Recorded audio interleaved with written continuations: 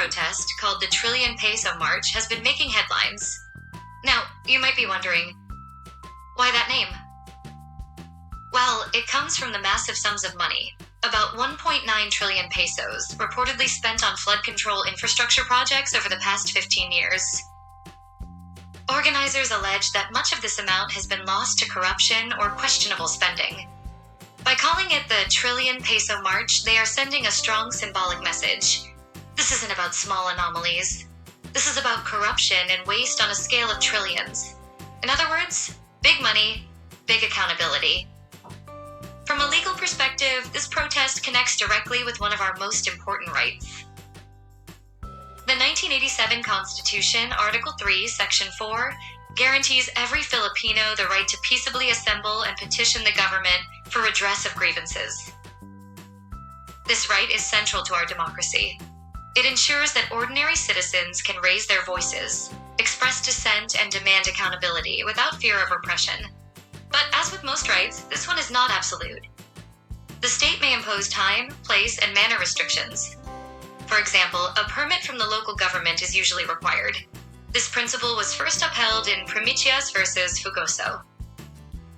Now, the purpose of this permit is not to silence the protest, but to help authorities prepare, whether it's for traffic management, crowd control, or public safety. At the same time, the Supreme Court has been clear. This regulatory power cannot be abused to suppress dissent. In Reyes versus Bayan, the court ruled that permits may only be denied when there is a clear and present danger of a grave and imminent threat to public safety, order, or morals.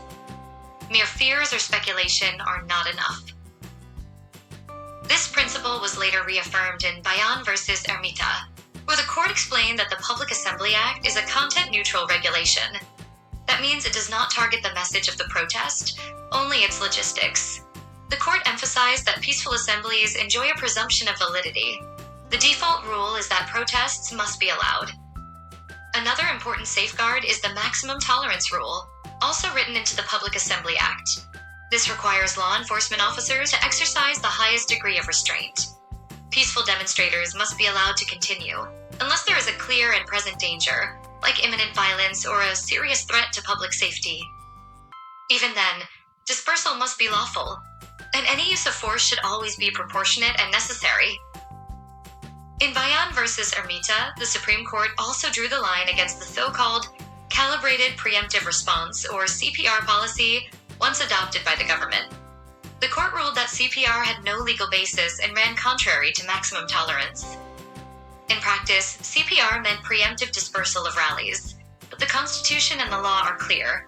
As long as an assembly is peaceful, it must be allowed to proceed. The standard is maximum tolerance. Now, why September 21st? That date carries a heavy weight in our history. It marks the anniversary of the declaration of martial law in 1972 by Ferdinand Marcos Sr.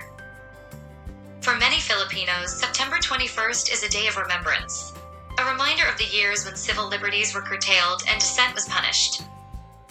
By choosing this date, organizers of the Trillion Peso March are drawing a historical parallel, connecting today's struggle for accountability with the past struggle to protect our democracy. So, in the end, the Trillion Peso March is not just a rally against alleged corruption.